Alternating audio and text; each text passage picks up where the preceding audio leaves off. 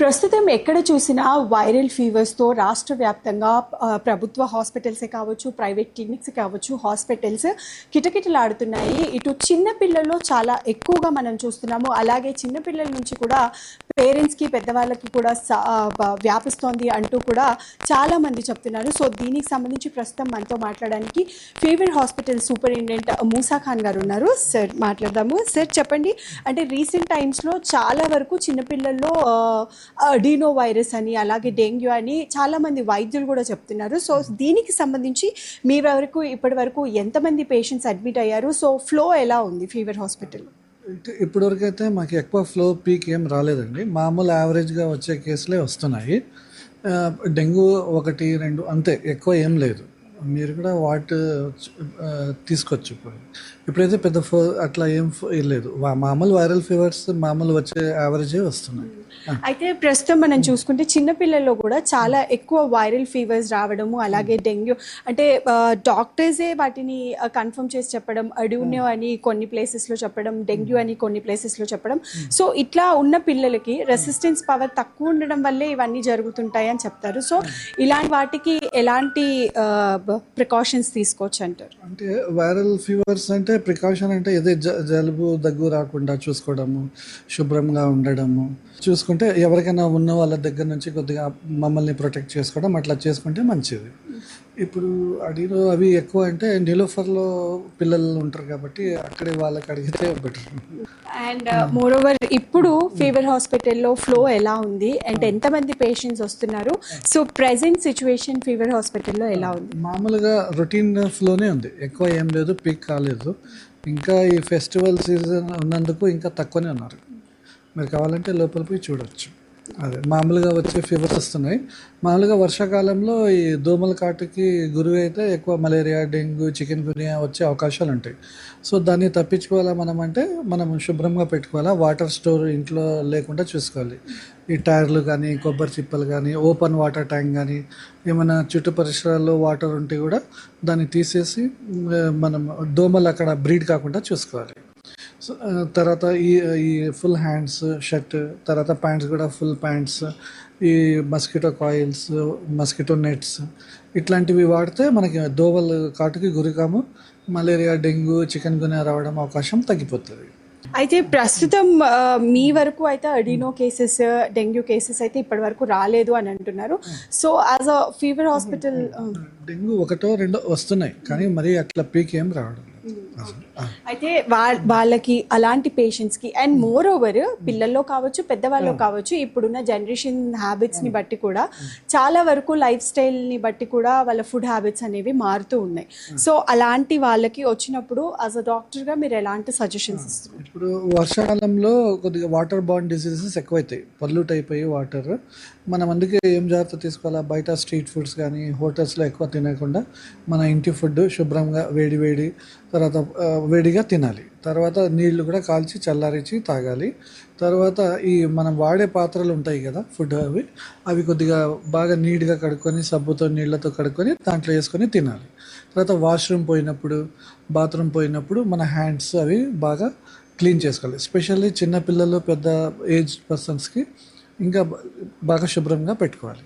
మారుతున్న వాతావరణ పరిస్థితుల ప్రభావం వల్ల చాలామంది ఈ మధ్యకాలంలో అయితే ఫీవర్స్ బారిన పడుతూ హాస్పిటల్స్లో ఓపీ కౌంటర్స్ దగ్గర అయితే క్యూ కడుతున్నారని చెప్పొచ్చు. ప్రస్తుతం మనం ఫీవర్ హాస్పిటల్లో ఉన్నాము.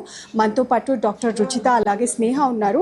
అండ్ ఎలా ఉంది ఫ్లో, ఎంతమంది పేషెంట్స్ రెగ్యులర్గా వస్తున్నారు? So and more over Adreno virus అని కొంతమంది వైద్యులు అంటుంటే డెంగ్యూ అని కూడా మరికొంతమంది వైద్యులు అంటున్నారు. సో దీనికి సంబంధించి మనతో మాట్లాడడానికి డాక్టర్స్ ఉన్నారు, మాట్లాడదాము. హలో రుచిత గారు, అంటే మ్యాక్సిమం ఇప్పుడు చూస్తుంటే చాలా కన్ఫ్యూజన్గా కూడా ఉంటుంది. అంటే అడినో వైరస్ అని కొంతమంది డాక్టర్స్ అంటుంటే డెంగ్యూ అని కూడా కొంతమంది అంటున్నారు. అండ్ ప్రస్తుతం ఫీవర్ హాస్పిటల్లో ఫ్లో ఎలా ఉంది? ఎంతమంది పేషెంట్స్ వస్తున్నారు? మీరు ఎంతమందిని ట్రీట్ చేస్తున్నారు? ఓకే, యూజువల్గా మనకి సీజన్ జూన్, జూలై నుంచి స్టార్ట్ అవుతుంది. ఈ ఇయర్ ఏంటంటే మనకు వర్షాకాలం కొంచెం లేట్గా స్టార్ట్ అవ్వడం వల్ల ఇనిషియల్గా ఎవ్రీ ఇయర్ జూన్ అయితే మనకి 800 to 1000 అలా వస్తుంటారు.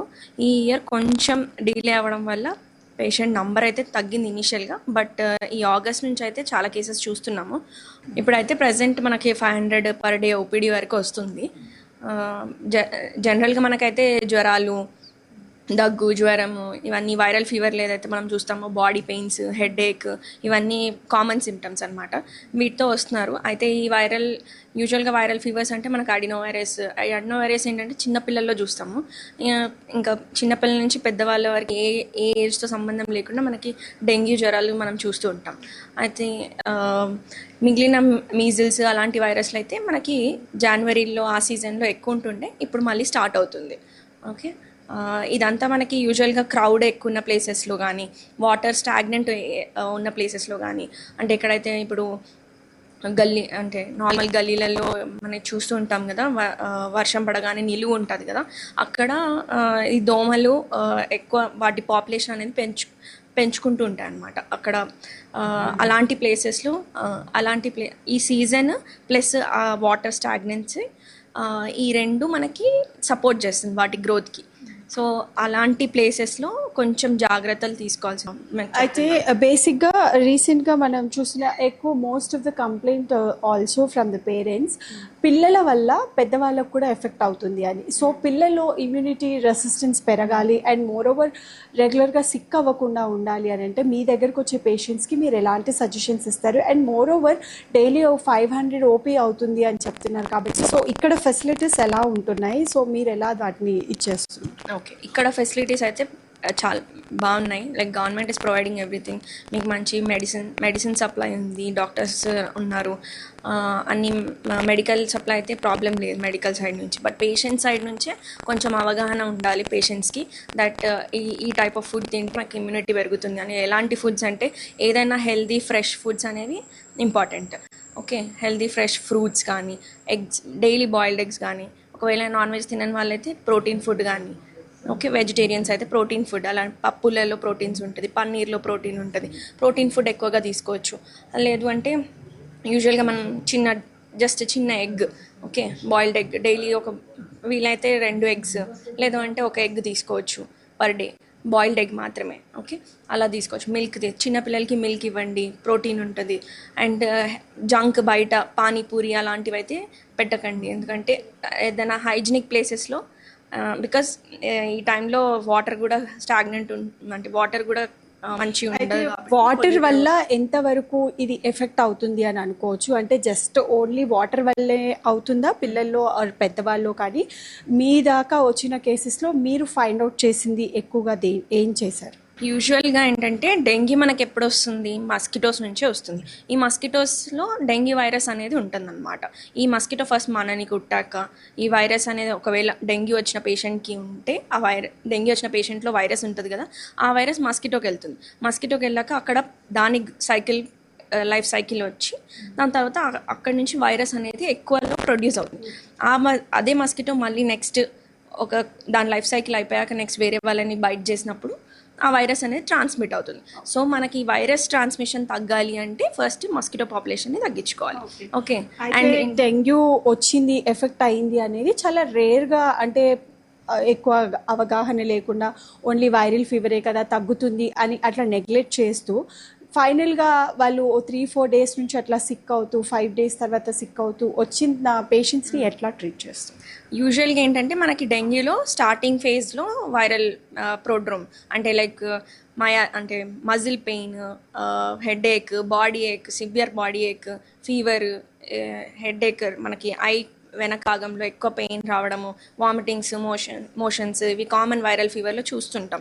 అది ఇనీషియల్గా ఏం చేస్తారంటే ఒకరోజు కదా ఫీవర్ కదా 2 రోజులు కదా అని నెగ్లెక్ట్ చేస్తారు. టాబ్లెట్స్ తీసుకోకపోవడము, వాటర్ సరిగ్గా తీసుకోకపోవడం, దానివల్ల ఏమవుతుందంటే సివియారిటీ పెరుగుద్ది. అయితే అందరిలో చాలా మందిలో రెసిస్టెన్స్ పవర్ ఉంటుంది కొంతమందిలో. అంటే ఇదైతే ఎవరికైతే రెసిస్టెన్స్ పవర్ లేదో వాళ్ళకి సివియారిటీ అనేది మనకి ఎక్కువ అవుతుంటుంది. సో ఇనిషియల్ ఫేసెస్లోనే ఏదైనా ట్రీట్మెంట్ సరిగ్గా తీసుకుంటే బెటర్. తర్వాత ఏమవుతుందంటే ఈ డెంగ్యూలో మనకు తెలిసింది ప్లేట్లెట్స్ అనేది తక్కువడము ఇవన్నీ అవుతాయి. బట్ అందరిలో కంప్లీట్గా తగ్గి అలా ఏం లేదు. There are stages, mild, moderate, severe అన్నిట్లో ఉంటాయి. డిపెండ్స్ ఆన్ దట్ మనం ట్రీట్మెంట్ అయితే ఉంది.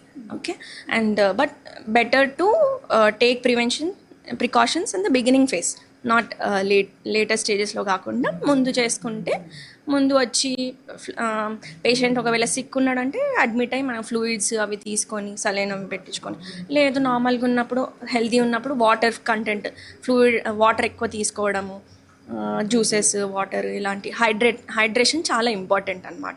ఎనీ వైరల్ ఫీవర్లో మనకు హైడ్రేషన్ అనేది చాలా ఇంపార్టెంట్.